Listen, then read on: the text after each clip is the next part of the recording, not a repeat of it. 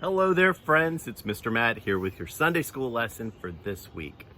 It's our last week about talking about Saul and how he became the disciple Paul. And you might remember this all happens on the road to Damascus. And Saul is going to Damascus so he can persecute Christians. That means he can arrest them and throw them in prison for following Jesus.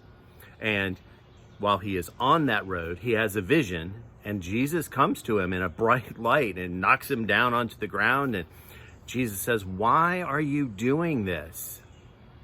And Saul says, "Who are you?" And so, "I am Jesus. I am the one that you are hurting when you arrest all of my followers. You need to go to Damascus and see a man named Ananias." When the light goes away, Saul can't see anymore. He's blind. So the people that he's traveling with help to get him to Damascus, and they help him find Ananias. Now, Jesus also talked to Ananias and told him that Saul was going to come see him. And Ananias was a little bit afraid because he knew that Saul would arrest and persecute Christians, and he was afraid that if Saul knew that he followed Jesus, that Ananias followed Jesus, that Saul would arrest him. But Jesus told Ananias, it's going to be okay. When he comes, you need to put your hands on him, and you're going to be able to restore his sight. So eventually, Saul gets to Ananias, and Ananias is able to heal him, and the blindness falls like scales from Saul's eyes. But instead of arresting Ananias for being a Christian, Saul tells him that he now believes in Jesus. He's had his encounter with Jesus, and he's done what Jesus has said, and his sight has been restored, and he wants to know more about Jesus and his ministry.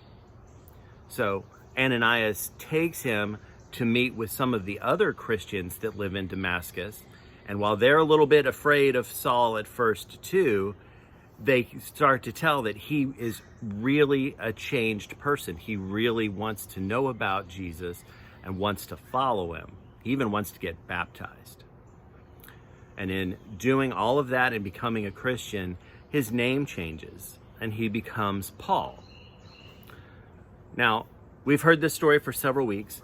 And in this last week of talking about it, I want to talk a little bit about Ananias and a little bit about Saul and Paul.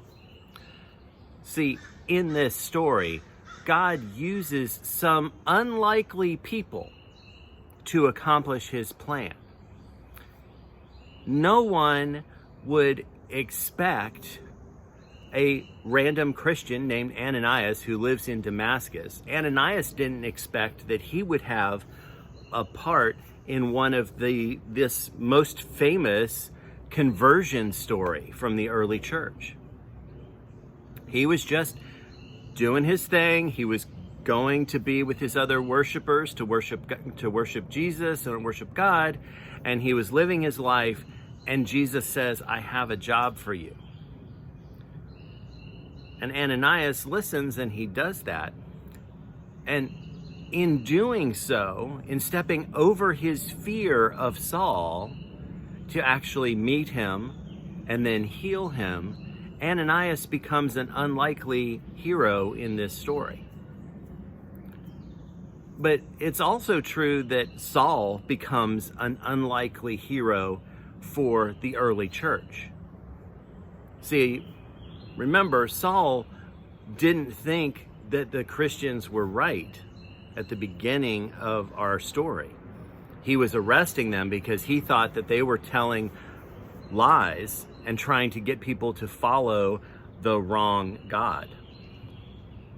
So it seems very unlikely that Saul is going to become someone who will spread the good news of Jesus throughout the whole world. But that's exactly what God does. Jesus changes Saul's heart. Jesus gets to him. and says, no, this is the way it's supposed to be. And Saul becomes Paul, and then he becomes an unlikely hero for the early church. Because you could say that there is no other evangelist in the early church who did more to spread the good news than Paul did. In fact, he still is spreading the good news because so many of his letters are part of the Bible, are part of the New Testament, because of the wisdom and the insight and the advice that he gives to Christians about following Jesus. No one would have expected Saul to become a hero, but he does. So, I share that with you, and I hope that as you think about it in your life, you always remember that God uses unlikely people to accomplish great things throughout the Bible. In this story, we have both Ananias and Saul, who in their own ways are unlikely people to be part of God's story. And you and I might also be unlikely heroes to be part of God's story one day. So never, if you feel that God's calling you to do something, never feel like you aren't up to it. Never feel like it's bigger than you are. Because God, if he's calling you into that, God is with you. And no matter how unlikely it is, you can be a hero in God's story too. All right, that's your lesson for today. And hopefully in just a minute, you'll jump over to the activity, and you'll see Mrs. Bast has an art activity for you today. But before I go today, I just want to say thank you. This is hopefully going to be our last virtual Sunday school lesson. We're headed into the summer when we normally take a break from Sunday school, and it's looking like when we come back in September, we'll be able to do Sunday school in person again. We won't have to do it on videos and on computer screens, but we can actually come together and we can laugh and sing and learn together in the fall. And I'm really looking forward to that time. I've really enjoyed seeing some of you along the way this spring, whether it was at Easter or when you stopped by the church. And I'm very much looking forward to seeing everybody as we come out of this pandemic and we're all able to be together in the fall. So say your prayers for that, keep your fingers crossed, and hopefully this will be our last Sunday school video time. All right, that's it for now.